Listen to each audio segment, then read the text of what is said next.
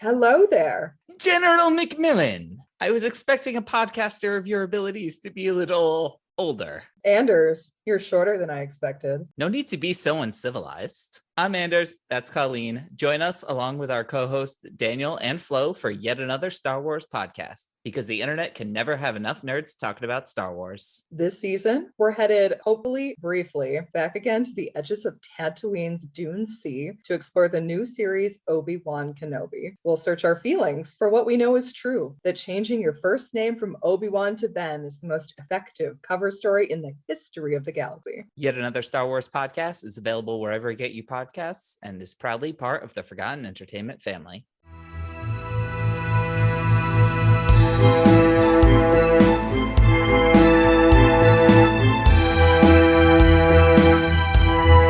Welcome, dearest listeners of the Well-Rounded Table, to Bohemian Geek Studies, where we take extremely dorky dives into our favorite fandoms. I'm Lady Colleen Macmillan, on the hunt for a wedding invitation. You guys got one? Yeah. No? Yes, I do, because I am the Viscount, Anders Drew, and I am a gentleman. Do y'all hear me? A gentleman, damn it.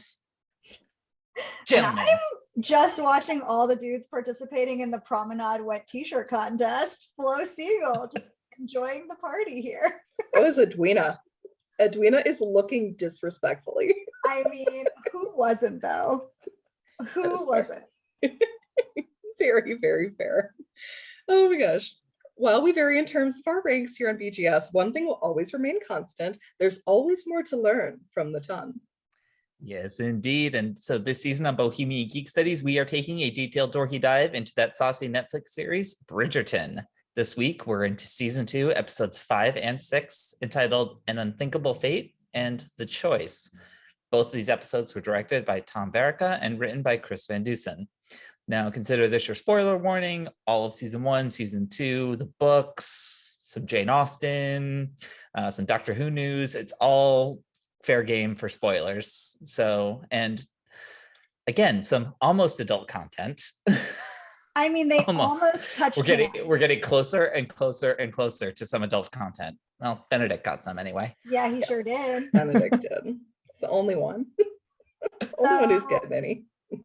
Break out the punch and lemonade and let's go to the wedding of the season, maybe, if it's still happening. At least there's fireworks that are going to be huge.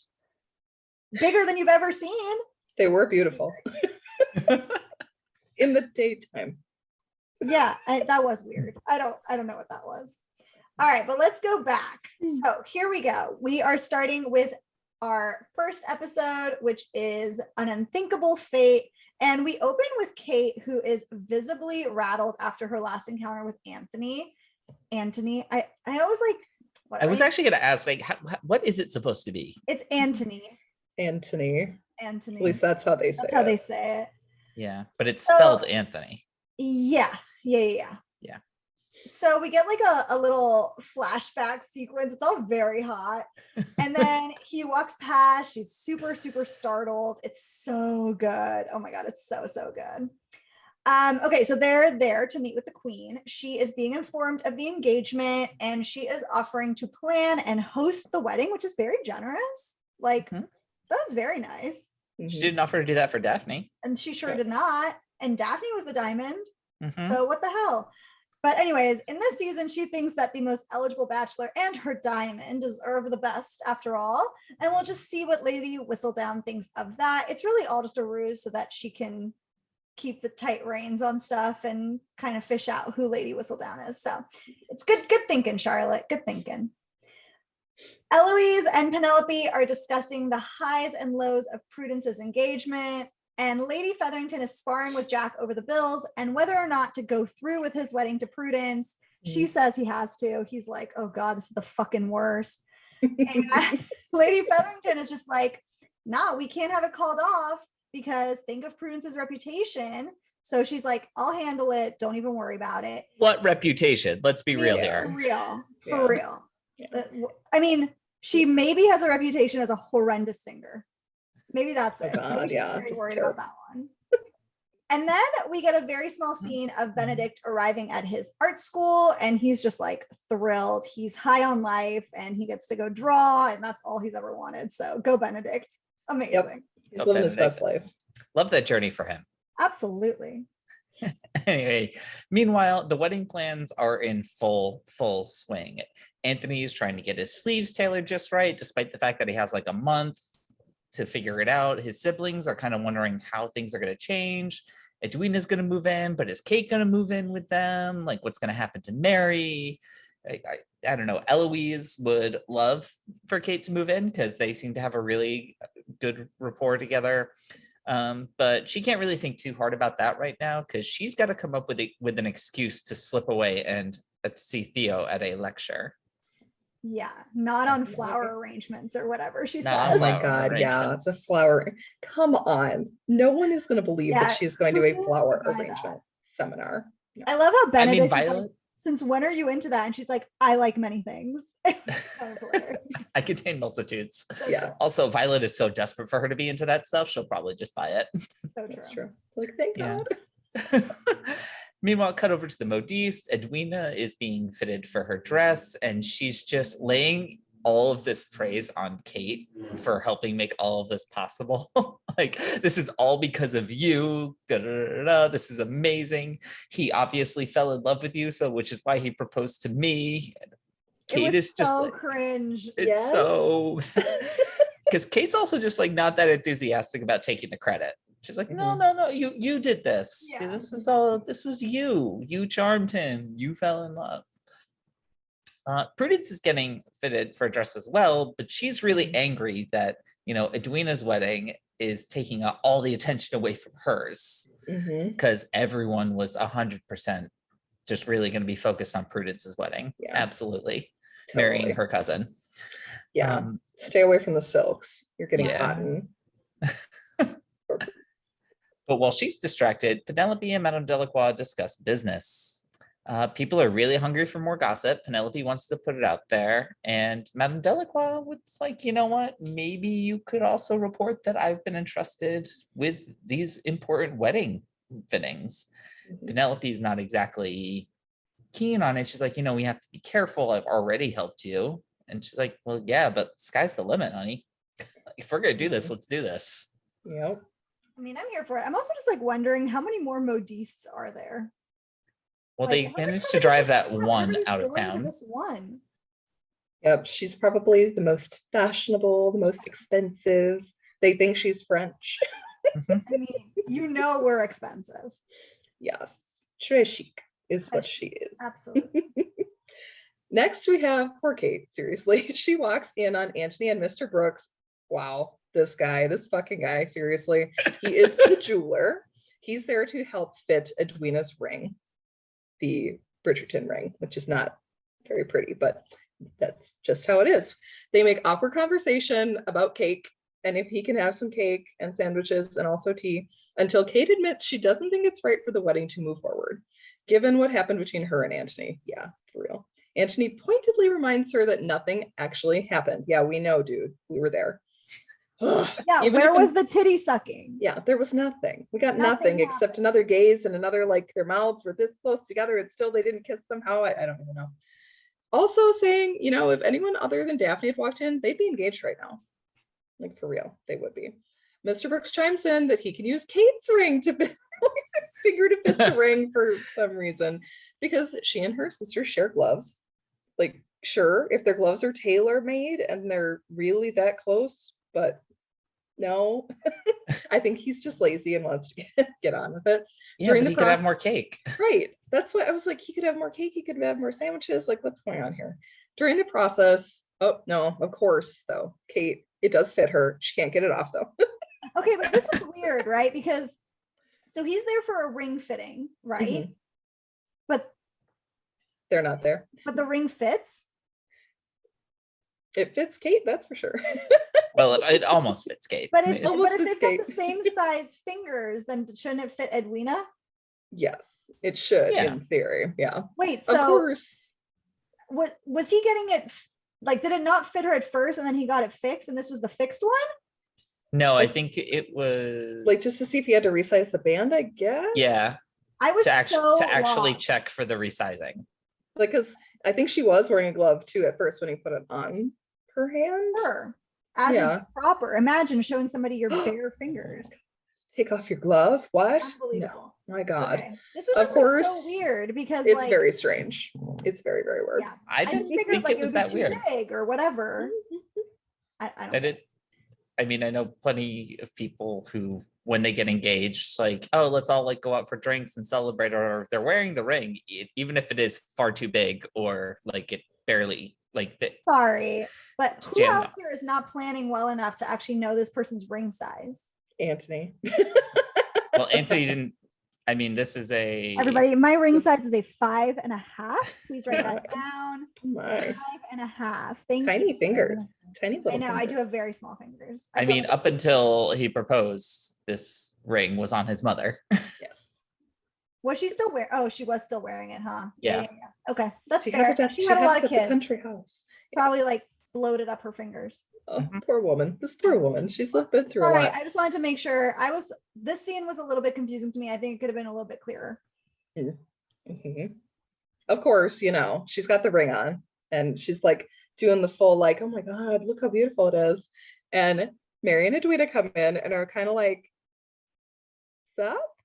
Yeah, that was And weird. here, Kate, of course, struggles to take off the ring because this is where she should be and the ring should be on her finger.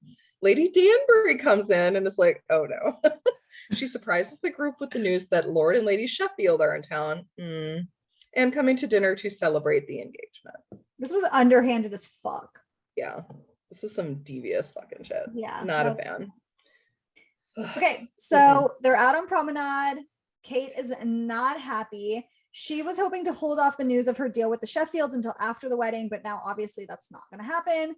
Lady Danbury cuts through her bullshit, wonders if Kate wants the engagement called off, as nothing except a major scandal could stop it now. She asks Kate if she thinks she's a fool, to which Kate simply is just like, no, I'm not going to be that fool to ruin this wedding.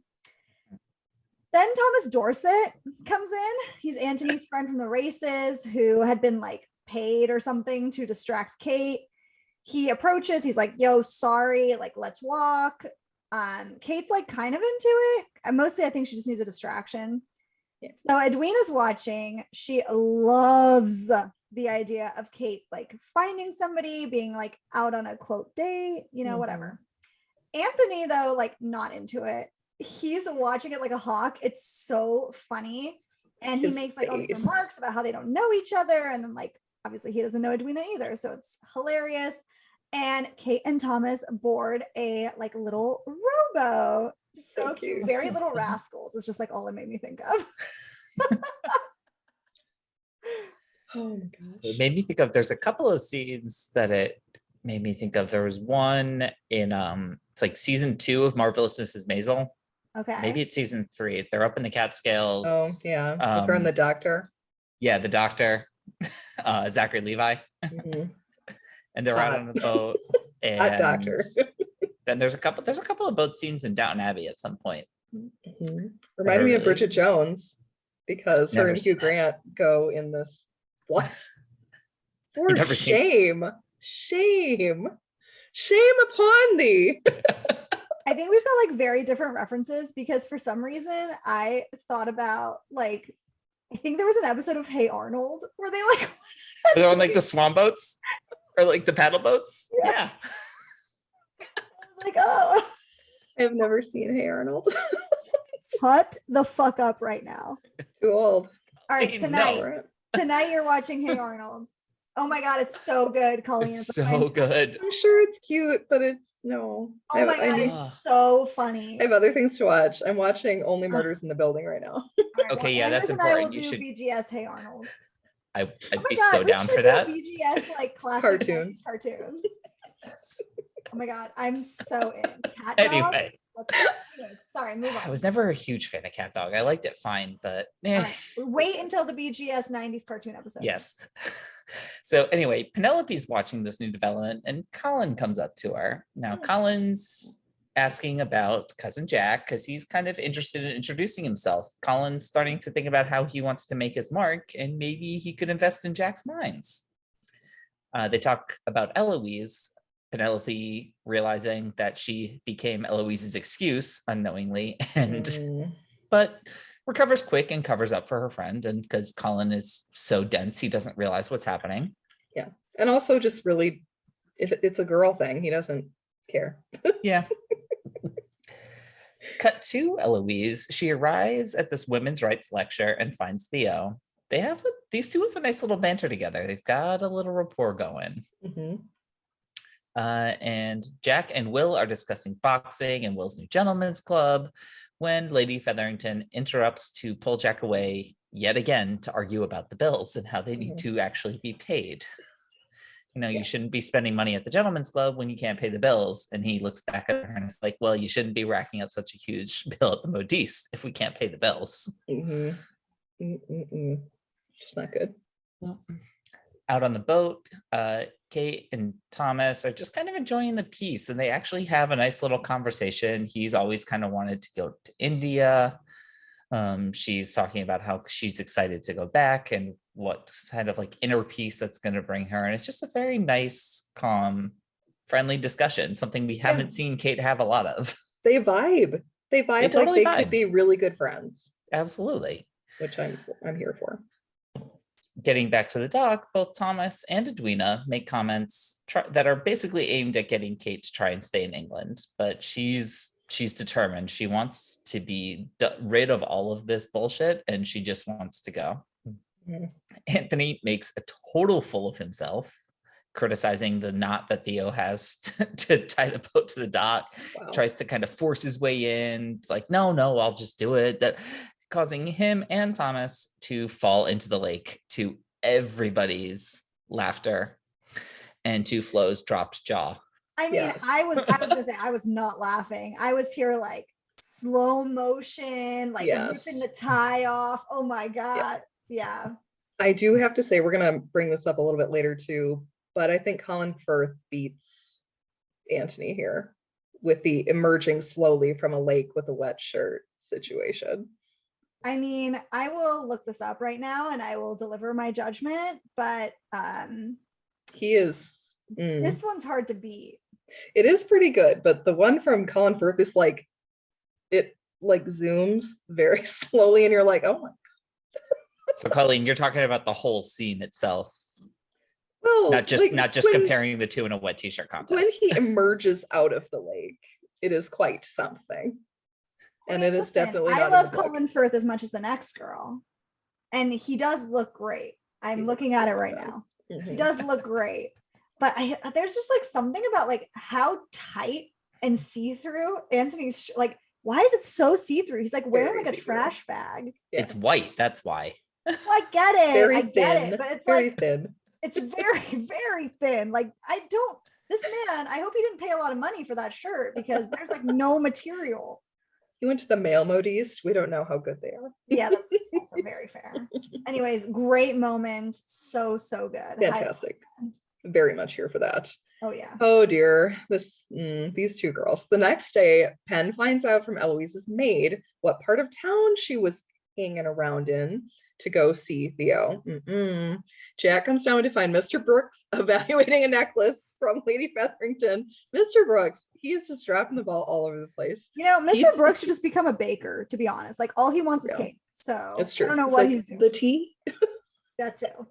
He's just worried about food. He declares that the necklace is worth a great deal. He would of course need to look closer, but it's obviously very expensive. He leaves. Jack confronts Lady Featherington as they both know the necklace is fake. My stars, it's fake. She states that if it's good enough to fool Mr. Brooks, it'll be good enough to fool a bunch of investors solving their money problems, which is fair because if the investors are like, oh, Mr. Brooks already looked at it, it's good to go. It's fine. It's going to be absolutely perfect. Like, it was appraised by Mr. Brooks, who's obviously very good at his job. He's fine. Again, he's probably one of the only ones in town. Yes, probably. In all of London, there's just one. Oh man, we're starting to get to, there's only one planet in Star Wars, and it is Tatooine, and the modiste is on Tatooine. All right, at school, Benedict introduces himself to Tessa, who wastes almost no time in getting him to strip for her to draw. Fantastic. Tessa is a queen. Oh yeah, well played, my girl. Can get it anytime. When she's like rearranging him because he poses really stupidly, she's like, no. Love it. Like, no, we're not doing that. And then we have Mary and Kate sharing a moment before Mary's parents arrive. This is very sweet. Mary hasn't seen them since the night Kate's father proposed to her, but she's ready to face it all, and she isn't ashamed of her choices. Very cool. Her dreams are coming true because Edwina is marrying her true love. That one's a little more iffy, Mary. We do love you, though. That was just like such a sad way to end such a sweet moment. Mm-hmm. Like we've talked about it. We haven't gotten a lot of time with Mary. So to see her get front and center in a scene and then it ends that way, it's just like, oh. Right. Yeah, both things that she was hoping for are like not great. Yeah. And then we get some more mom time because Violet confronts Anthony in his study. Anthony's scribbling away, but Violet's like, bro, I have to speak my mind. Anthony's like, that's all you do. So shut the fuck up. But basically, Violet doesn't think this marriage is a good idea. And she can tell Anthony does not love Edwina. Anthony pushes back and he's like, you and Dad's love was the exception, not the rule. He states he can't dishonor Edwina at this point by calling off the engagement. He's a gentleman. He's a gentleman, damn it. And then Violet fires back that Edwina could, and that the only reason she doesn't want to is that she doesn't know that Anthony doesn't actually love her. Mm-hmm. And so she ends this talk by saying that if Anthony does go through with this, it would have broken his father's heart, which we don't really know, but we can kind of trust Violet on this because we don't have any time with Edmund. Mm-hmm. So then we get to the most awkward dinner in history. My God. And we've seen a lot. Like freaking Downton had some awkward dinner parties. This is bad. This is like dinner party from The Office. Okay, so it's dinner. The Sheffields show up. They are all over Edwina, but they're very cold to Mary. They like really don't even acknowledge Kate at all. They make a lot of pointed remarks about the scandal and their history. Lady Danbury and Violet, they're like trying to be like, let's gather ourselves and like, let's talk about this sauce instead. But they're not taking the bait. The Sheffields blame Mary for hiding their granddaughter, to which she pushes back. She's like, you've had plenty of time to reach out. Like, this goes both ways. And to know both of their granddaughters, freaking Mary is so good about Kate. Yeah, like she is the best stepmom in history, I think. She's so good. So then Lady Sheffield scoffs. She's like, you know, here's the deal that we made with Kate. Gasp. Edwina is super shocked. Mary is super shocked. And Anthony, honestly, this might be the hottest Anthony moment to me. He is so hot how he takes charge here. And he's just like, enough. Like, do not talk to them like that. Mary is an incredible mom. She's raised 2 incredible daughters. And like, get the fuck out. You can wait for your carriage outside. No dowry. Doesn't matter to him. And it's just like, no wedding invitation. When guys like take charge like that, I'm just like, take me now. So then they leave, and Lady Bridgerton also does. It's very awkward. Mm-hmm. I kind of feel bad for Lady Danbury, but she kind of brought this upon herself. So like, sorry about your dinner party. Yeah, could have postponed this like at least a day. Yeah, at least, or you know, just like not had it. Like it was kind of unnecessary. Yeah. I feel there's not a ton of ways to get around this dinner happening. I feel like this could have happened after the wedding. It should have. Would they have come to the wedding then? That's hard to say. Maybe. Yeah. If they got invited and the Queen was throwing it, they probably would have showed up. Yeah. All right. Well, Kate and Anthony, we do hate them. We do hate them. Yeah. Kate and Anthony confront each other. Him revealing that without the dowry, it's probably best to call off the engagement so that and they can his mother, Lady Danbury, Mary, they'll concoct some kind of story to preserve Edwina's reputation. And Kate's just like not having it. She's like, no, there's no way that's the reason you want to call it off because we both know you don't need the dowry, and you have been set on this marriage since the instant.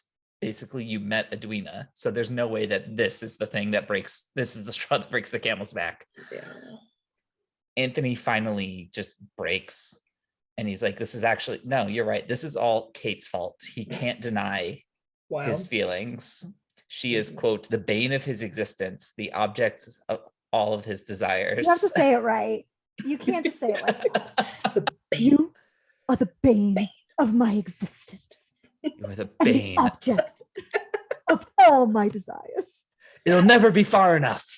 Oh my Do you God, think there's it's a so corner good. of this earth you could go to that I would be free of you?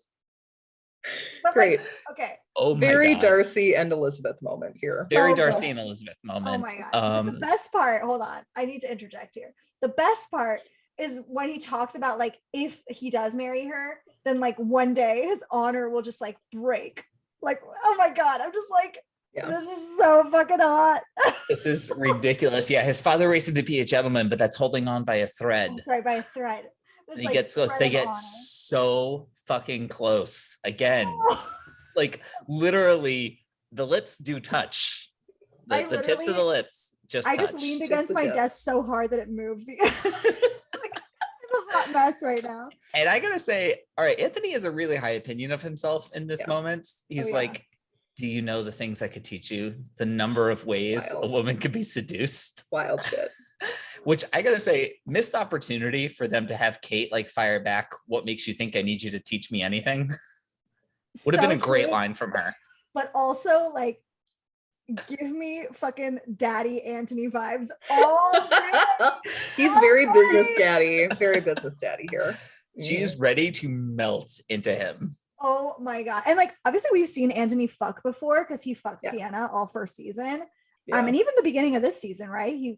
He was fucking. Yeah, he was fucking. He was going to the brothels. Yeah. So I mean, I do think Anthony is probably pretty good. And I'm like, God, the things I would do to have him teach me. Shit. Yeah, this was so good. I mean, I'll say whatever you want me to say if I can stand that close to Kate. I mean, that is true. Also true. Also so true. You know who's probably going to be bad at sex? Colin. That is, well, you don't know what happened in Greece. That's fair. He could have learned some stuff in Greece. He said he gave up women. And you know who's probably picked up a lot of tips from just eavesdropping on everybody about everything? Penelope. Also true. Penelope would be, that's true. Penelope's going to teach Colin. I feel like Colin would be the person who just like cracks a bunch of jokes or like puts weird stuff on his dick to like make her laugh or like draws faces on it or something. Am I right? Or like little hats? I'm right. Gregory. Right? Am I wrong? I think that would be Gregory. I mean, but right now Gregory's like 10, so of course he's gonna be doing that. Older Gregory would do that. Maybe. Benedict might. He's got paint. Yeah. I think Colin is like the sweet, innocent one until his lady like pushes him down on the bed and he's like, okay. You think so? That's true. So you think Colin is the sub? Yes. Or he's a service top for sure. He's gonna be told what to do. He's Tommen. Oh, he's Tommen Baratheon. A little bit. But I think he's funnier than Tommen. Yes, he does have a wit. He is witty. I think he'd be silly in bed. Probably. Or he'd have stories. He definitely would have like oh God. A preface, what if he's like foreplay story. Like in bed next to him and he's like, this one time in Mykonos, I'd be like, shut the fuck up and eat me out. What the fuck are you talking about? Use your mouth for something other than talking. See, Colin would let slip. This is something that a while ago, like a bunch of my friends and I were having like a conversation, like what would be the most awkward thing to say after you have sex with somebody, or like what would be like the worst thing you could possibly say. Okay. And actually we settled on the worst thing to hear from your partner maybe would actually be, you know, you're lying afterwards, they just turn to you and go, that was pleasant. Yeah. Colin would say that. No comment.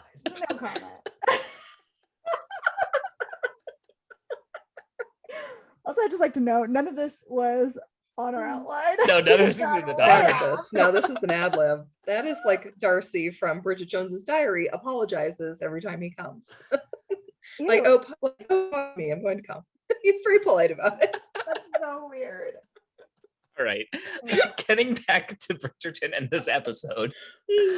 Kate goes off and she finds Edwina, and Edwina is still like really, really pissed at Kate that she didn't tell her about this. Like, you could have told me about it and we would have worked it out. But now they have to work on getting Anthony to forgive them because they can still marry, and he'll provide for Kate and Mary. Like, he'll honor whatever the Sheffields were going to do. Mm-hmm. Kate, of course, really doesn't want this to happen. But Edwina has taken Antony's defense of their family as proof of his love, not really noting that it wasn't until they insulted Kate that he stood up and did this. Yeah. And then we end the episode with a bunch of kind of like small clips, nice little montage. Eloise goes back to the print shop to talk to Theo. Penelope's kind of keeping an eye on that. Benedict is getting ready to bone Tessa at the art school. Yeah, they are. And Kate's out riding and Anthony's in the tub. Man, that man makes a tub look so good. He really likes that tub. He needs to be like a tub model / salesperson. Woo! It's the arms. Oh my god. Yeah, he has really good arms. And Jesus. Looks great. This is probably one of my favorite parts of the season. I love this part. Anthony and Kate meet in the woods. He's resolved to stop the wedding, but she won't have it. She won't be the reason her sister doesn't get her happy life. These feelings will pass. It's just passion. And he agrees, which, like, no. That was nuts. Come on. He should not be agreeing. And he rides off, basically like, fine. You don't want me, I guess. And then Kate, of course, starts to cry. And like, no. The chemistry in this scene is just very crackling. And it's like, just like embrace and make out and then go have sex in the trees. Like, would have solved very many things. I don't really understand why they're making this so complicated. Like, it's really not that hard. You both like each other. Edwina's known you for like 2 seconds. Mm-hmm. Yeah. Whatever. And Kate's just standing there out in like, it's the morning fog. It's just got that riding cloak again. Like, and her braid. Who could possibly say no to this? Yeah. I know. She looks so fantastic. Like, she does. And he's like, wearing a top hat. Given up your... Yeah. Who says no to a guy in a top hat? Especially one that can wear a top hat like that. Oh my god, yeah. He's like the sexiest of magicians. Woo. He looks really good. And he sits on a horse very well. Yeah. Which is like, you know what else he could ride? Yes. He wants to ride Kate. He is not gonna do it yet though. Because he's a gentleman. Just like Anders said. I don't know if you've heard. He's gentle, very gentle.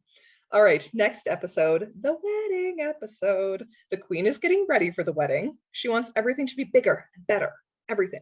She also assigns her butler to plant big rumors for the young suspects so they can see which one Lady Whistledown reports on. Pretty smart, actually. This is actually a pretty good one. To have the footmen just wander around saying shit and see. And Penn does hear some talk. So it is circulating, but we never really know what she's going to report on until, of course, the wedding. Edwina, Kate, and Mary are having Edwina's haldi ceremony. I love this. This is a great scene. Sweet, so good. The ladies are discussing the nature of true love as Edwina seems nervous about Antony's feelings. Good call. And how he moved the wedding up so soon. Also good call. Mary assures her that she's ready and they will be very happy together. Cut to Antony drinking with his brother. They toast Antony's success over Kate's obstinance throughout the courtship. And Antony's like, Yes. I'd rather be with her though. I thought it was so fun to like see the Bridgerton boys together. I kind of wish that like Gregory had been there just for some like added. I was just really here for it. Like, what are you talking about, guys? Yeah, exactly. Can I have some of that? Right? So okay. So at the Featherington house, Prudence gets a new necklace from Jack, and it's super, super heavy and gaudy and ostentatious. And fake. Yeah, and fake, right? It's worth nothing. So the plan, even though Prudence doesn't know it, is for Jack and Lady Featherington to use this new counterfeit to lure in investors so that they can fill their own coffers and not have to fire all of their staff. Madame de la Croix arrives and speaks to Penelope, who asks about Theo, and the modiste is like, I have never even like heard this name. She is also kind of like, this is getting to be a lot and I don't want to be involved with this like publication going on anymore. Kate very sweetly gives Edwina 2 bangles from her birth mother, which she's been saving for this day. And it's just like another little note of just like how they're true sisters, and it's not a stepsister, half sister situation. It's just like, you're my sister and I'm doing this for you. Yeah. People are arriving at the palace for the wedding. Lady Bridgerton is sure there's something that Lady Danbury, who she hasn't seen in a while, isn't saying. She hasn't seen her since the dinner with the Sheffields. And Violet, she's got a pretty good radar for these things. Yeah. Meanwhile, Penelope and Eloise discuss Theo, whom Penelope keeps telling Eloise to stop seeing. Take the advice. I know. Take the damn advice. It is good advice. Like, it really is. Daphne arrives. She's like, Daphne's late to her brother's wedding. Amazing. Well, she wasn't sure if it was happening. She wasn't sure if it was happening. Okay, I would like to talk about this though. Like, she wasn't sure if it was happening. So Daphne shows up late. Later on, Eloise just kind of sneaks off from the wedding. Like, how many of you guys could get away with this at like your siblings' wedding? Showing up late, leaving during it. Yeah, no. Yeah, that's wild shit. And it's just like rude. Yeah. And they're very Bridgertons. Yeah, but they're like supposed to be an extremely tight-knit family. Mm-hmm. So book-wise, like this would not happen. Certainly Daphne being like, yo, what's going on? That would certainly happen. Right. And like Eloise maybe sneaking off at like the reception, and maybe, but like not when the drama's still going on. Yeah, and like not when she's expected to be there. And like they do love Anthony, and like they would want to be there for him. This was a strange choice. Mm-hmm. Yeah. Well, she ultimately confronts him. She echoes a lot of what Violet was talking about last episode. You know, he needs to put a stop to this. And he just says, no, it's too late. Like, we're here. It's the day. This is happening. Can't turn back now. Just like Violet, she invokes their father and how much Anthony changed after he died, which most of them probably did. Mm-hmm. And he like snaps, like, of course I did. He had to suddenly take care of everyone in the family, and everyone's expectations are on him. Mm-hmm. And he has to do it alone. He doesn't have the luxury of doing things like following his heart. He has to do what's best for the family, what's best for the Bridgerton name. I know, but can we talk about this? Because I feel like pile of bullshit. It is. And I feel like in season 1, we really saw like how much pressure was on Daphne to do what was best for her family. Like she never was really doing what was best for her. It was what was best for her family. And so Anthony being like, well, you were raised to leave this family. Right. And I was like basically raised to lead this family. Rude. And it's like, okay, but like everybody has a duty to this family. Mm-hmm. And like your duty isn't better or worse than mine. Like Daphne had to like take care of herself and like advance her own situation in life, which she did by marrying the Duke. Like Anthony can kind of do whatever. Yeah, Anthony will survive. Yeah, and whoever he marries will be Viscountess. Like he's marrying Edwina, who she's the diamond, but like she's not really anything special. Like she doesn't come with titles or names or anything. Like he could have picked anybody. She doesn't have, I mean, she's obviously connected to Lady Danbury, but she doesn't have a ton of like strong connections to the other ladies and the other families. Right. He's basically marrying like just above a commoner. Yeah. How terrible. Who would ever do such a thing? He could have married Sienna. At least he liked her a lot. Yeah. But Daphne just sees that this is eating at him. Like, this is not healthy. And ultimately she's like, you've done all this for the family, but all it's done is make us pity you. We don't respect you for doing this. Ooh, harsh but fair. That's tough. Harsh but fair. Again, the type of stuff only a sister can tell you. Yeah. Oh yeah. Mary is just all smiles. She's admiring her daughters. Edwina decides she gives Kate the bracelets back, saying like, I love that you gave these to me, but they were meant for you and they should be with you. They're your moms. Yep. At the wedding, up in the altar, Anthony and Kate just can't stop like glancing at each other, like in front of everybody. Eye fucking while the priest is reading the vows for him to recite. The Archbishop of Canterbury. Very important. Man. Okay, here's what this made me think of. One of my favorite movies is Bring It On. And they were totally having cheer sex. Yeah, they were. Like 1,000,000% they were having cheer sex. So good. Oh my God. Whew. I mean, Anthony goes, he imagines himself standing there with Kate and in the bridal gown and just doesn't hear the Archbishop. Edwina's like starting to take notice. She's like snapping to get his attention back. And she's really noticing what he's looking at when Kate, who's just like standing there fidgeting, one of the bangles falls off. And Anthony moves so fast to pick it up, he almost like catches it before it hits the ground. He is very instantly observant. Down there. Mm-hmm. Yeah, and when he gets back up, propose with the bangle. I wasn't going with propose, just stay down there. I gave that to you, Flo. later he'll do that later. That's right. Maybe not in front of the Archbishop. Yeah. No, they're Anglican. Priests can do that. It's fine. Oh, that's true. I forgot. Yeah. But when he stands back up, Edwina is like, her eyes are finally open. Yeah. She sees what's going on right in front of her face, and she just runs out right as the Queen's fireworks go off. Amazing. What an exit. What an exit. The poor Queen's like, what's happening? What is going on? Oh my gosh. She's and like, her poor was this guy, in the script? Yeah, definitely not. So Edwina is not here for being calm. Not at all. She demands the truth from Kate, who tries to deny it. Mary keeps trying to calm her down and sends Kate out.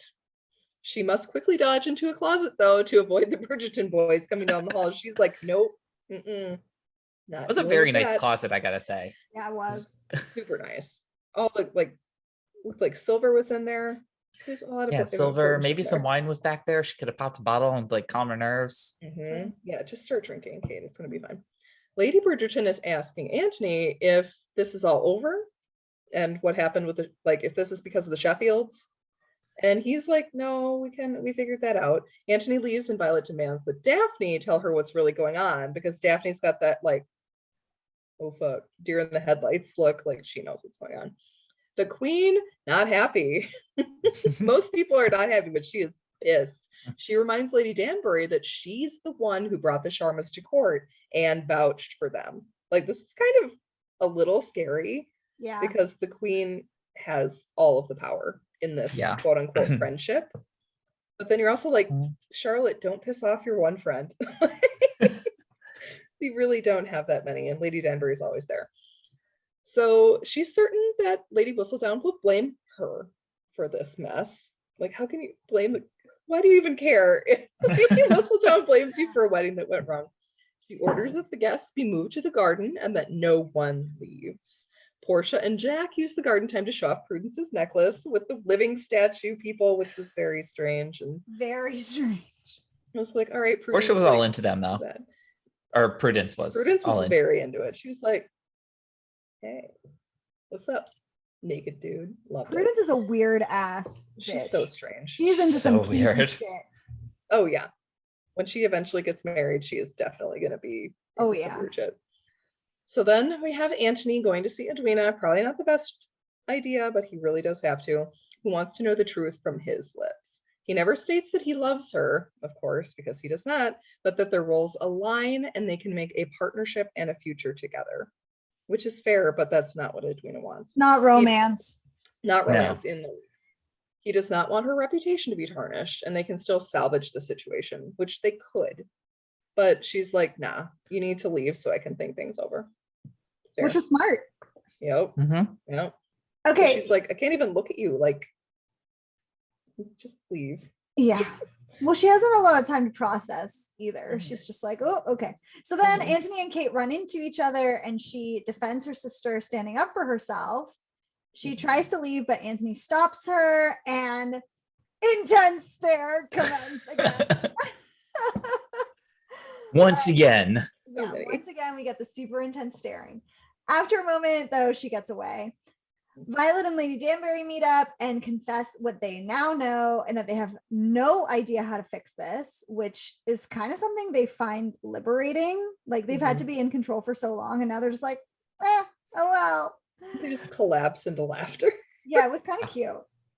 So then Kate goes back to Edwina, who obviously is still very angry. She's mad that Kate lied to her again. She's mad that Kate thinks so little of her, that she needs this much protecting and can't make up her own mind. And Kate's like, I'm not ashamed of putting you first, but Edwina says it's not about her. And if she goes through this wedding, it'll be because she, Edwina, wants it, and it'll have nothing to do with Kate. And it's just kind of like, yes, go girl. Like, fuck It's expectations. exactly what a wedding should be. 100%. 100%. All right, so we got to Violet, Lady Danbury, Mary, and Edwina all are in this audience with the Queen, who the Queen wants to know, like, are we doing this or what? Like, they've all, Lady Danbury and Violet at least, and Mary are all at least in agreement that it is ultimately comes down to Edwina's choice. None of them can force her to do this. And Edwina's about to tell the Queen what she's thinking when the King comes in, Mad King George. And the Queen is visibly embarrassed and incredibly saddened at the sight of him. He's all disheveled. He doesn't know what day it is. And then he realizes, he's like, oh wait, it's a wedding, and he thinks it's his wedding day. It's him and Charlotte's wedding day, and isn't she just the most beautiful bride? And this was it's so tragic. sad. It's tragic, and no one's really sure like what to do. But Edwina steps up, and she calms him down, talking about how much he and the Queen love each other, and they're gonna have this beautiful wedding, but he needs to go like calm down and get ready before the wedding, which ultimately is what convinces him to go with his footman or his butler, or his caretakers back to his apartments. So sad. So sad. Outside, Penelope talks to Colin again, and she notices Eloise trying to sneak out again to see Theo. Dude, Eloise, just calm your loins. Again, you're in the middle of your brother's wedding. Like, to be fair, she's a teenager. Yeah. Still. I mean, she doesn't have a car. So where is she supposed to be doing stuff, Anders? She has a driver. Yeah, she does have a carriage driver she can grab. Yeah, but she can't like fuck in her carriage. Sure she can. I mean, she probably could if she bribed him enough. Bribe the carriage driver. Y'all are nuts. Y'all are wild as shit fucking in carriages out here.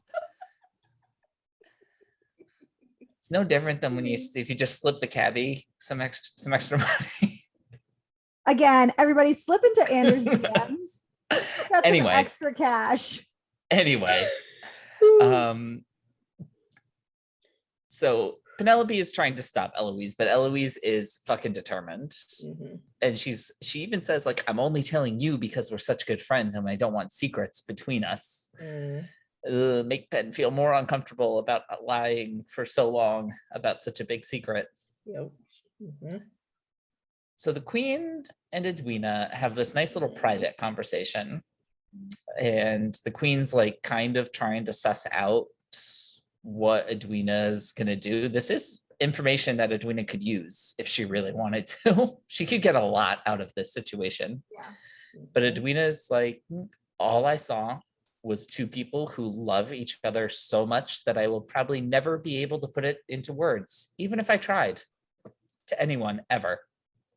It's so good. It's so good. And the Queen understands completely.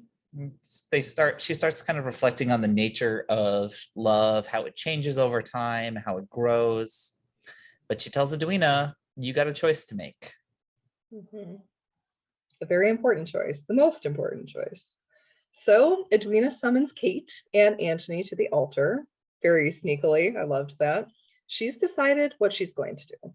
She's not going to marry Antony. He will never love her as much as he loves Kate. Ding, ding, ding. And Kate has given Edwina everything that Kate wanted, not what Edwina necessarily wanted, what Kate wanted, without ever truly asking Edwina what she wanted besides love. Because yes, she does want that. She's going to find out what it is, because this isn't it. She's like, no, I am totally gone now. And she walks off, leaving them alone. Hilariously, all the wedding guests got to have cake and they're now starting to leave. They got to like hang out with the peacocks. Is there. I was gonna say, I hope Mr. Brooks was there and he got some cake. Gonna have some of the beautiful cake. They're all gossiping about what might be the reason that Edwina called it off. So at least Edwina's reputation is salvaged, kind of, because she called it off and Antony didn't. But yeah, heads are gonna roll after this. Meanwhile, Eloise meets up with Theo at the print shop while the Queen's footman watches. He returns to the palace and tells the Queen he knows who Lady Whistledown is, Bum, bum, bum. A little premature, my guy. A little bit.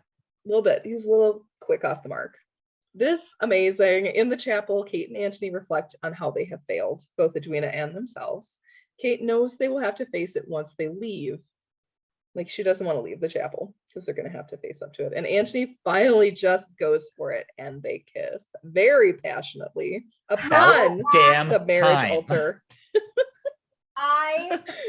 I don't remember exactly what I did, but I know there was a gasp and a scream, and I probably stood up. And I'm pretty sure I looked like a crazy person when this happened because we had been waiting so long. Never. Episode 6. Episode 6 out of 8 before before they finally made a move. Jesus. Man, a lot happened in these episodes, guys. A lot happened. Damn. All right. So now let's take a deeper look specifically at the major characters and their relationships here, starting off with my guy Antony. And dude, literally everyone around you is telling you how this isn't a good idea, and they're giving you an out. Like, everyone is like, you can get out of this. No matter what happens, you'll be fine. You're worried about Edwina, but all you have to do is be honest with her. She'll call it off, and that makes everything fine. Her reputation's intact. You're out of it. But of course, just like today, men of the Regency era would rather lie about everything and marry the younger sister of the woman they love, condemning all three of them to a life of misery than go to therapy. That's right. Yep. Come on. But here at BGS, we stand therapy. Yes. All about debt therapy. Yes. Therapy. Ugh. But of course, now he just never does it because he's put all of this pressure on himself. He is so obsessed with living up to this mythical legacy of his father and upholding the Bridgerton name. And he's like, my dad raised me to be a gentleman. Yeah, because this is so gentlemanly. This is just the most gentlemanly, chivalrous thing you could possibly do. And what he was doing with freaking Sienna was gentlemanly. Like, well, she doesn't count because she was just an opera singer. Exactly. That's true. She was a commoner. It doesn't matter. Didn't need to be a gentleman. Yeah, no. I mean, he had to learn those things that he can teach Kate, you know? Hey, I'm not complaining about that one, actually. I mean, speaking of Anthony and Kate, at least they're openly discussing things now. They're like kind of being honest with each other. It's like making progress. Yeah. Yeah. Oh, yeah. And we finally got the kiss. We finally got the goddamn kiss. Amen. If they had almost touched pinkies again, I would have screamed. If we were in the church, we might as well. Yeah. Then we have Antony and Edwina. And I mean, Edwina is like nervous the night before the wedding. Obviously, most people are. Like, that's totally normal. But she's like, I wish I could know if he truly loves me. And I remember watching that and being like, did you not know that before? Like, when you said yes to this, like, didn't you think you had the answer to this question? Right. Yeah. You would hope, but another young girl just being like swept up in the moment. An ingenue. She is the ingenue. She's just so good in these episodes too. Good. I love how pissed she gets. Like, yeah, girl. Oh yeah. You have every right to be mad about every situation because it's all happening to her and she had nothing to do with anything that happens to her. Like, nothing. I felt so bad for her. Speaking of our girl, Edwina, she has got guts. Get after it, girl. Walking out in the middle of her wedding that the queen is throwing for her. Her quick thinking and tact with the king, it's wonderful. It shows us that she's really capable of a lot, especially a lot more than her mother and her sister thought she was capable of. Kate and Edwina, I love the sisterly connection between them. It is very sad when Edwina says like half sister, like she's drawing the line here. She really I think, and she knows those words have power. So she's really pissed and she just wants Kate to kind of leave her alone. So she says that. It's like, but we do love that she doesn't give it into that cliche of like, you don't need to protect me. She just basically removes Kate from the equation. She's like, no, you just don't need to be here anymore. It's her life. She's going to do what she wants to do, which is good. Like, yeah, she doesn't need to be protected at all. But the dialogue here, I think, was so much more nuanced than a lot of these kind of sisterly relationships get. very Austen, because she has a lot of sister relationships within her novels. And that you just feel their closeness and are much more sad that her and Kate are having a fight than you are about Anthony and Kate having an issue. I was much more. It's much more tragic. Yeah. Yes, much more sad about this. And that their mother too is just like, I don't think I could deal with this anymore. Like fair Well, Lady Mary. perfect, because we're about to talk about their mother. Mhm. So first we've got the relationship between Kate and Mary. Again, Mary is Kate's stepmom. And we get one of the few scenes that we've had so far with the two of them alone out in the garden, and they have a very sweet relationship. Mary, like 100% treats her like her daughter. She might not be picking up on what Kate's pretty obviously feeling, but she is dishing out exactly what Kate needs to hear. That love can absolutely be worth the price if it's true. And when it is, there's no denying it. And Kate's like, fuck. Oh no. That was a really interesting scene when Kate's like, did you ever regret that decision? Yeah. To go away with my father? And Mary never actually says yes or no, but she does talk about, yeah, it's a price, but love is worth the price. Yeah, I don't think Mary regretted it. No, No. Especially how her parents were. Yeah, Ugh. fuck her parents. We're gonna talk get about away that. from them. Yeah. And so later on during that dinner with her parents, we get to see Mary be stronger in her defense of her choices. And she also very clearly states that Kate is her daughter as much as Edwina is. And that's it. Like her parents can like it or not, but like this is how it is. Mm-hmm. So speaking of Mary and her parents, look, every family has their baggage, but holy fuck, like this is intense. During their conversation with Kate, Mary speaks of her father as Lord Sheffield instead of my father, showing that she doesn't really see herself as part of their family. And like that makes sense because fucking Giles is a dick. Yeah. Like fuck that guy. Why, Giles, why did you have to go and take on so many dickish villain roles? I know. Yeah. For anyone who is not aware, obviously Anthony Stewart Head was Giles for many, many years on Buffy the Vampire Slayer. And he is like, he's a beloved father figure to Buffy, to Faith, to Willow, all of them, to Xander. But then ever since he only plays villains. He was a Doctor Who villain. He's a villain here. He's the asshole on Ted Lasso. God damn it. But at least he's an asshole with like opera tickets. It's true. No, he does have that. Yeah. Good on him.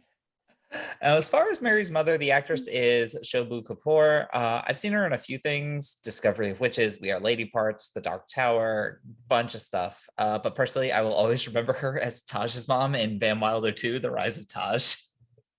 Highbrow. She is wonderful. I do love her as an actress. But I was like, why are you bad too? No. No. Oh my gosh. I mean, I will say a lot of people will say that playing assholes, playing villains is usually more fun. Yes. So the look that she gave Lady Danbury and Violet when they were trying to distract her about the sauce was amazing. I was like, oh no, she's gonna go off. She is gonna go off. I could never imagine going to someone's house and being that much of a dick. Right? Especially Lady Danbury. Like that was just a terrible, terrible, terrible dinner scene. Amazing to watch. So cringe to watch. Nobody threw a Dundee though. That's pretty good. I just I know everyone loves that episode of The Office. I can't watch that episode of The Office. It's so cringe that I just can't do it. Episode. I can't do it. My favorite one. I'm not as big of an Office fan as a lot of people are. So well, I'm the biggest. So so moving on to some other characters, Benedict again is just kind of there. Yeah, as he is for most of this season. But you know, at least one of the main cast is getting some. So good for him. Tessa seems pretty cool. Yeah. She definitely knows what she's doing. Yeah. Good job, Benedict. And you look great. Your ass looks fantastic. Like you're working out, looking great. Next we have Portia. Slade Featherington, amazing. And Jack. Sparks starting to fire here a little bit between the two. I mean, get after it, Portia. If you can get after it, go after it. I mean, have she's a these- cougar. She can Yeah, totally she's get a it. total cougar. She looks fantastic. I love her. Have these two finally like met their equal in each other? Maybe. Or are they just that good at getting what they want? It made me Manipulative so bitches. uncomfortable. Oh yeah, I was completely. just like, oh God. And I then was like, when the no, Portia, no, ew. when the servant is like, I'm here. That Yeah. was so, oh God, I hated Like, it. no, just yeah, Yeah. not here for Jack. Jack is way too fucking shady. Like Portia has her issues, but she Yeah, at Portia least is not like, unshady. They just No, make me she's uncomfortable. shady. I just couldn't. I was also uncomfortable with Penelope and Eloise. They've been like best Mhm. buddies. They've been like the feminist duo. And now it's just like, what is happening here? Mhm. And I feel weird about it. I'm excited to see where they're going to take this next season. Yeah. Mhm. yeah. We'll talk about this at the end of the episode, but we don't really see Penn and Eloise's friendship as much in the books. Mm. So it's really interesting how they're developing it here. Like, I don't even think Penn is mentioned in Eloise's book. Wow. Really? Yeah. They're best friends. Yeah, but I mean, Eloise's book takes place away from Bridgerton House and from like Mayfield, where are they? Mayfair, whatever. Anyways, it's like whatever Aubrey part, Hall. whatever part of, no, not Aubrey Hall. They're in So London. it's the part Fancy of- London. Anyways, and then even in Penn's book, I don't know that Eloise is like super duper mentioned either. So their friendship is really more for the show than for anything. Yeah, it's a Yeah. really interesting because especially here at the end of it with, you know, Eloise like, I don't want us to have any secrets, and that it's like that.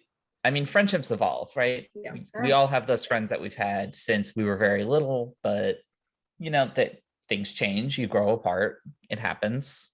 Mhm. You're always kind of trying to hang on to it. Sometimes you still stay really close. It's like Eloise still sees them as like these little close friends, but she's got blinders on because she's so self-centered. Yeah. She can't see what Penn is saying directly to her face. Right. And Penelope is also like, she started to grow. Not only is she carrying this big secret from Eloise, she's not used to standing up to Eloise necessarily. Right. Like Mhm. earlier in the season when she was like, I would actually like to be at the ball. Like I am into the whole girly thing. Like Mhm. even if I'm just going to be at the wallflower. Yeah. So we see them just like starting to diverge in that Yeah. sense. Which But makes sense. yeah, I'm sure we'll have more to talk about on them next week. Oh, I'm Yes, sure. definitely. Whew. All right. Moving into our next section, things to listen for. There were a lot in these episodes, and a lot of the music cues were really, really good. This one I fucking loved. When I heard it, I got so excited. And my mom, of course, was also like, what is this? I don't know what this is. This is one of the ones I know. And I was like, Mom, this is from like, God, what I was It's like, Jagged Little Pill. Jagged Little Pill. It's one of the very first CDs I ever bought myself, and I listened to it nonstop. And my mom hated it because there were swear words in it, and she's like, "That's terrible."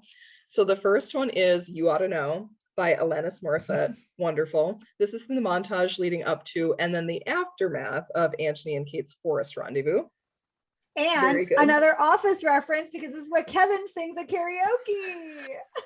Oh my gosh, the Office is really feeding into these episodes. I know. I love it. This one also though, Oh. it was the this is the one that like it took me a minute to get, because like I said, this is one of the ones I do know. I do Mhm. actually know this song, but this is might be one of the ones that is like the most changed from its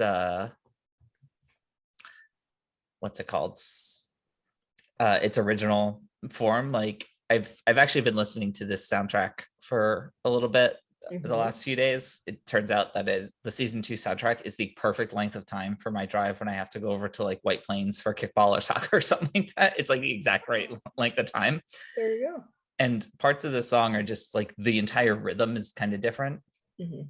So it's a little bit harder to recognize.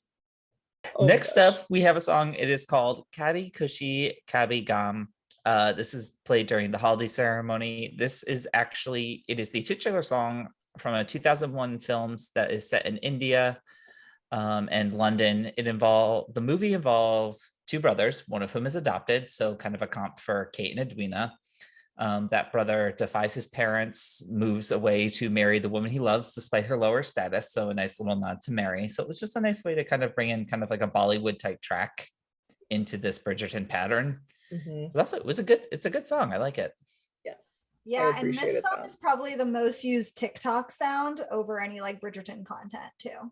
So just note that. I used it for my Bridgerton post on TikTok as well. Nice. Next song to listen to, Sign of the Times by Harry Styles. Very good. That's used when Edwina goes down the aisle, which is like a really fun pick. Yeah. Yeah, really good. I love Harry Styles. Yeah. I had never heard it before, so. Really? I had heard it, but I couldn't remember who sang it. So it's like, this is very familiar, not sure who sang it. This one I absolutely knew. What About Us by Pink at the end of episode 6. So good. So good. I love Pink. That's probably my favorite concert I've ever been to. Really? Oh, you got to see her in concert? That's amazing. I was actually going to say we don't talk about her enough. Like, she's one of those artists that like anyone you mention her to will be like, oh yes, I love her, she's amazing, but she doesn't like generate the buzz. Right. At least not so much anymore. And when she first broke onto the scene, she did a lot more, but she's still so good. She gets brought up a lot in the Wilds, which I very much appreciated. It's like, yes, go Pink. Oh, the Wilds. We could do a BGS on the Wilds, Colleen. Oof. I don't know if Flo would want to watch that. That's true. All right. Next up, it's time for Best Fit. So our favorite looks from these. I got to give it up to Lady Danbury and the Queen in the opening there with their matching reds. Like, they had those very deep rubies. Everything just looked great. Real rubies. Yes, real rubies, not fake ones. I'm sure they were fake on the show. Yes. I mean, got to give a shout out to Edwina's wedding dress. It was pretty simple and she looked great in it. So pretty. Looked even better on Kate, but that's, Look better on your floor. It would.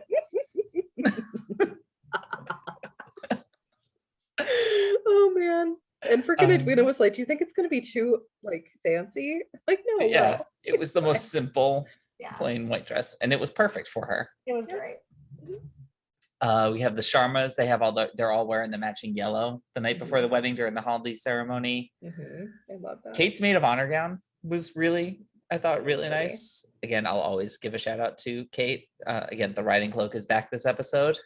Fucking love it. She's starting to wear some softer colors than a lot of things she's worn in previous episodes, which is kind of a sign that she's, getting closer to fitting in with this London society, and also just generally that her hard exterior is softening, that she's getting a little bit more into the flow of things and is ready to open up a little bit. You know who else looked really good at the wedding, actually, that I noticed on my second rewatch? Penn. Like, Penn's dress looks really nice on this wedding. She's in the yellow and it just like looks lovely. So anyway, shout out to Penn. At some point today, I was like just scrolling through like Yahoo News, and there was a post about like everyone turning heads at Nicola's latest red carpet look. It was like a very much kind of like a Bridgerton inspired pink dress. Yeah, I'll have to check that out. She looked great. Yes, we'll definitely have to look at that. Okay, we're going to move into things we want to discuss now. I'm going to start it off with book versus show. So we mentioned this last week, but the engagement between Anthony and Edwina doesn't happen in the book. It's not a real thing. There is no deal with the Sheffields. So pretty much this is all new. I understand why they made these additions. Anthony's book doesn't have a whole lot of plot. It's just like a lot of like Anthony's inner turmoil. It's like pretty just like normal romance novel stuff. So I understand why they needed to like inject some stuff to add drama for an 8-episode show. I don't hate it. I just wish they hadn't really pit the sisters against each other like this. I feel like that's pretty overused. And I loved the parts about Anthony's turmoil over his dad's death, about like how he feels about love. I could have done like a couple episodes on that, to be honest. Like, I would have loved more like flashback episodes of like super young Anthony and like young Violet, young Edmund, like that would have been really fun to see. Like When all he's of them the only kid. yeah. Yeah. Hmm. So That would have been cool. that would have been really, really fun. And maybe they'll do that in future seasons, although I don't really see why, because nobody has as much inner turmoil as our friend Anthony. Yeah. So yeah, I don't know. I do love the like added aspect of them being Indian. I think that's like a super great addition. I love all of that. So I know Anders is about to talk about the haldi ceremony, but that was a fabulous addition. That is a great addition. So we've mentioned it a few times, this holiday ceremony. So this is one of the many ceremonies that are part of a traditional Indian wedding. Like if you've never been to one or don't really know anyone who's been to one, a full-on Indian wedding lasts for like several days, and it is several hours every single day. But they feed you the entire time. So you know, it's all good. So this is a ceremonial bath traditionally done the morning of an Indian wedding. The bride and groom are bathed with turmeric, aka haldi, and different oils and water by all of the present married women.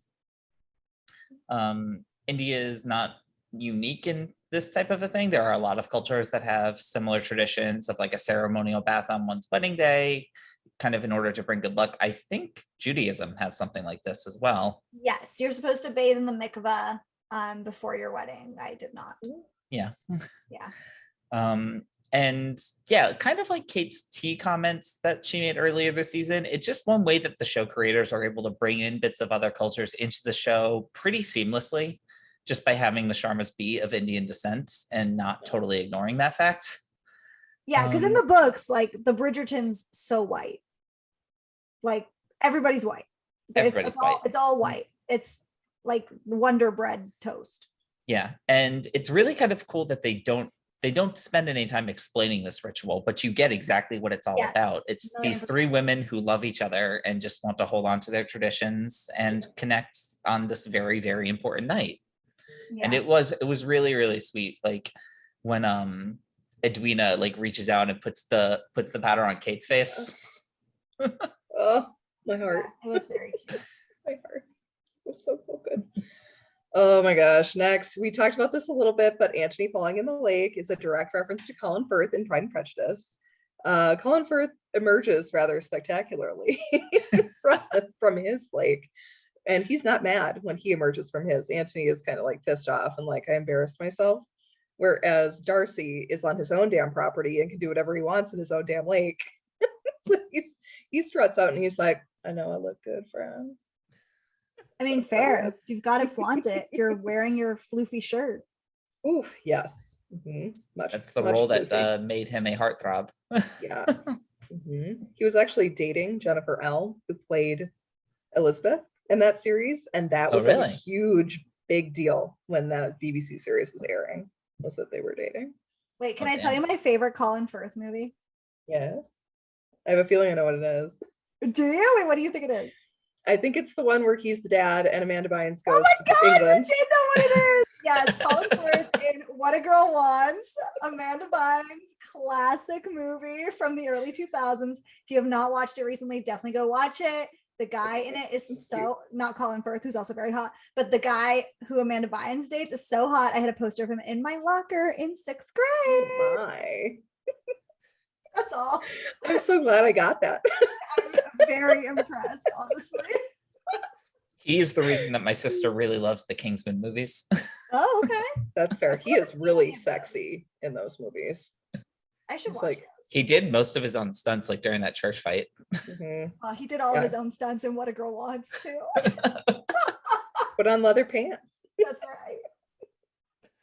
All right. So moving on, let's talk. I'm going to talk a little bit about Lord and Lady Featherington's scheme with trying to get these investors with the fake jewels. This is not a completely unique idea. I mean, obviously, pyramid schemes and investor schemes have been around for a while, but the one this reminded me of is, in fact, the Great Diamond Hoax of 1872. This is something that I learned about from an episode of the Dollop podcast, which if you have never listened to that, please go do this. It's fucking hysterical. Why am I just finding out now that you're into the Dollop? Because that was the first podcast I ever listened to. And I fucking love the Dollop. Have you listened to this one? The Diamond Hoax? I think I have. I fucking love Man, this one. I saw shout them out to live the in New York dollop. once. Okay, first of all, this is the first thing we've ever agreed on, Anders. I know. Take a shot or something. Amazing. Okay, we're gonna talk about the dollop later, but definitely go check out the dollop. Yes. David But in and short, Gareth the Reynolds. story here about the Great Diamond Hoax, these two grifters from Kentucky managed to convince a hell of a lot of investors that they had found this big payload of diamonds and jewels out in Arkansas during kind of the gold rush, the jewel rush of that time period. Now, they didn't use counterfeits like Lord Featherington did. Supposedly, what they actually did was one of them would take some of the investor money, like go overseas to London, buy jewels, come back and like plant them out in this like field so that when the investors would come for like proof that there is actually something out here, they would find jewels.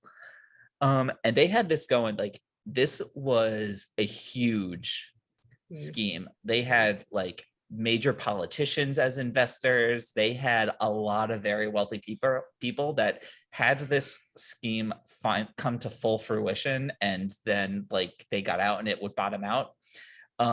They could have like shorted the entire US economy with major devastating consequences. What undid them was there was a landscape surveyor was like on a train coming back from Arkansas and heard some people talking about this, like this huge diamond mine field area. And he's like, I just spent the last year surveying that exact area and I have no idea what the fuck you're talking about. Uh-oh. And then these people keep talking and he's like, so let me get this straight. You go out in the middle of the field, you start digging around and you just find like a clump of diamonds. And it's like always like 5 diamonds and an emerald. And then you go a little bit farther and you find like 5 diamonds and an emerald. You know that's not how it works, right? They didn't. And that is how that was the beginning of the end of this scheme. And thankfully it was dismantled. Again, go listen to the dollop on it. Do some research on it. It's a great story. Well, it's a hilarious story. Oh, man, people get like away with so much shady shit. Away with so much shit. That's insanity. Next we got this is so sad, the king. We do get a similar scene of him in season 1 with Charlotte. Is it good for them to keep reminding us of him and why this is called the Regency era? Because between Charlotte and their oldest son, they were the regents during the time. I think it's interesting that they show how the king would have been behaving at this time, because it humanizes him and it humanizes Charlotte, who can come off as haughty and untouchable, unknowable. But in these scenes, she gets to be emotional and a wife and just devastatingly sad about what has happened to her husband and how she is the one kind of taking the mantle of his responsibility. And it's just, she's an incredible woman. Like, get after it. She had like what, 16 kids with him? So many damn kids. Yes, so I think many. 15, yeah. So many kids. And she's just out there being a boss, taking care of shit. Planning fireworks. Planning the fireworks. Amazing. Love it. I do also like that King George was the chief antagonist during the American Revolution. So like American audiences are watching this and they're like, this is the same dude? Like, yeah, he was the main villain in the start of our country, but yet you see him here and you're like, ooh, not so great. Especially when you find out that he was basically made this way because of bad medicine and bad moves by his physician. Like, he had a predisposition towards going mad, but the medications they gave him were not helping whatsoever. That's sad. It's very sad what happened to him, and he died fairly young for a king at that time.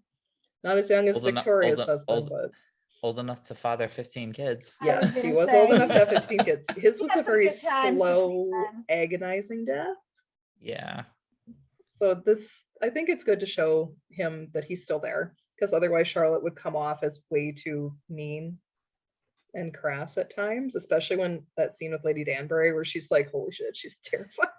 That one actually, that scene kind of started to remind me of watching like King Henry on the Tudors. Yes, exactly. Like, they can behead how quickly he can turn on you. Turn. Yes. So scary. Except I don't think Charlotte's gonna behead Lady Flo's Danbury. Not thinking about that part of the Tudors. No, I'm thinking about Henry Cavill's ass. Shirtless. Sir. Everybody looks so good on that show. Oh my god, that is the hottest show. This also gave us a really great showcase for Edwina, which was nice. We got to see her use her training, basically, know how to behave in a situation. And this is who she really is. She's able to perform, but she also means it. Like she feels so deeply for them as a couple and can just, she's very empathetic, which I think a lot of the characters kind of are missing. A lot of the Bridgertons, not necessarily the most empathetic people. Nope. But Edwina definitely is.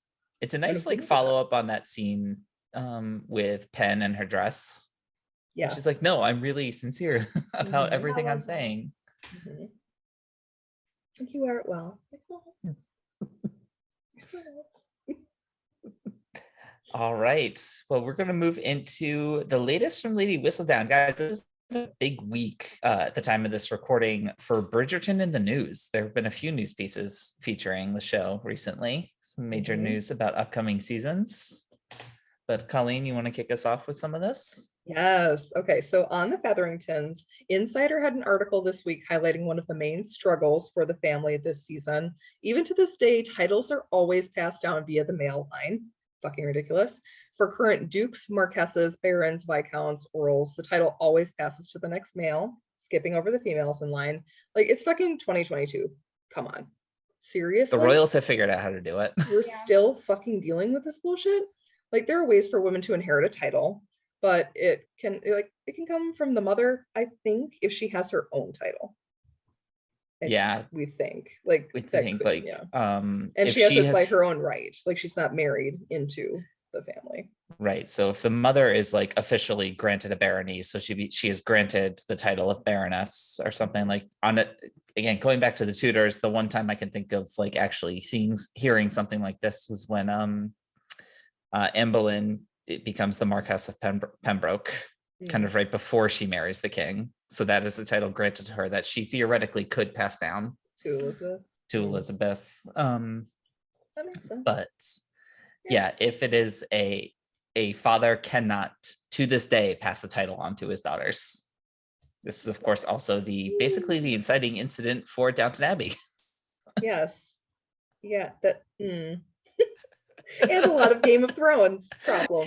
I did see something once actually on Game of Thrones that someone actually like did the math and found out that Cersei would technically be the next in line if you follow it down far enough, like to the end of the males. When there are none left, it circles back up and it actually would be her. That's so funny. But too bad she got crushed under rubble, so can't do it. Okay, let's talk about something super exciting. You guys know Francesca is one of my favorite books, and she's been done dirty in these 2 seasons, but we got news about Francesca's season 3 recasting. So news broke this week that we will soon have a new Francesca. Ruby Stokes is leaving the series to be in another Netflix series, Lockwood & Co. So Hannah Dodd is taking over the role in season 3. No animosity or negative feelings there, just taking the chance to be a lead elsewhere. Makes sense, honestly. And I don't think a lot of viewers are going to notice. We've gotten like 1 second of Francesca. Yeah. So Hannah Dodd, I hope you are ready for some hot ass Scottish sex. That's what you're going to be getting. Well, that's if they go that far. Because up until now, like the younger siblings have basically been set dressing. Like they haven't had anything to do. If they don't do Francesca's story though, I will storm the Netflix building. All right. They might do Francesca and Benedict combined. I think they will. Yeah, they're gonna have to combine. Could be, because they are skipping Benedict for now. We got news this week. It has been confirmed season 3 is going to be focused on Penelope and Colin. Makes sense. Yeah, Benedict would be next in the book order. This would be Penn and Colin are number 4, but they're going to do this, and I think this makes total sense. Like there's a new showrunner for season 3, Jess Burnell, taking over for Chris Van Dusen, and just said it feels like the right time for them to do that. And I completely agree. Like we've been kind of investing in this Colin Penelope for 2 seasons already, and I don't know how much longer they can tease it out without finally just making something happen. So it just feels like they're right up on the line. It's time to cross it. It's time to make this happen. Well, and also I think what's going to happen here, and this is just conjecture, but I think they're going to bring Marina in again because she's been such a thing in Colin's life. And I think that's how they're going to tie Eloise's story in later. They kind of needed a bridge story. Yeah. So makes sense. Yep. And some other just generally nerdy news that couple things broke this week that I think are somewhat relevant to our discussion here. We mentioned a couple episodes ago, Simone Ashley is not coming back for the next season of Sex Education, presumably due to her commitments to Bridgerton season 3 and anything else she's got. Well, Sex Education is also potentially losing another crucial cast member, Ncuti Gatwa, who has been chosen as the next Doctor Who, taking over the role from Jodie Whittaker when she leaves. He's done some incredible work on Sex Education. Eric's an amazing character. He's so good. Again, if you haven't watched Sex Education, watch it. What Ncuti has done has been amazing. So depressed about him leaving Sex Education, excited for the new Doctor Who, but coming full circle and some other relevance to this show. Also, Jonathan Bailey has been on Doctor Who before. He was in an episode of The Time Heist. Great episode from the Capaldi era. But if you listen to our recent episode on our favorite female characters in fandom, you will know my absolute love for Catherine Tate's Donna Noble. Well, more news has broken that Tate and David Tennant are returning for the upcoming 60th anniversary season of Doctor Who. And I just couldn't not mention this. This is just like some of those fantastic news. I saw that and I was like, Anders is very happy right now. No, you specifically, you saw me tweet about that, liked it, and then texted me being like, so did you see that? Well, I had seen it earlier and I was like, oh, I wonder if Anders saw that. And I forgot to text you. And then I saw your tweet and I'm like, oh shit. You guys are cute. Yeah, veins inject that right here. Give me some of the Dr. Adana. Funny. Oh, and I love him. I love David Tennant. Like anything he does, he's just spectacular. We love you. Whew. All right, you guys, we're going to wrap this one up for this week. Thank you for being with us. Come back next time for more shenanigans with the BGS ton as we wrap up our coverage for Bridgerton season 2. Feels like it went really fast, but it is a shorter season. Oh, so much fun though. I love these crazy Bridgertons. They're so much fun. You can enjoy us in our podcast or on YouTube. Either way, smash that subscribe button or leave us those 5-star reviews. Check out our website at Bohemian. Yeah, the diamonds. Give us all of the diamonds. No fake rubies. Please. No fake rubies. We want all the diamonds. Check us out at our website at bohemiangeekstudies.com, where you can watch all of our episodes, enjoy my book corner where I review Star Wars literature, and contact us through email and social media. As always, please keep telling other nerdy nights to join us. It really does help. Until next time, though, keep those bracelets on, being a gentleman and all. And keep those episodes streaming. Bye, guys. Bye, everybody. Everyone.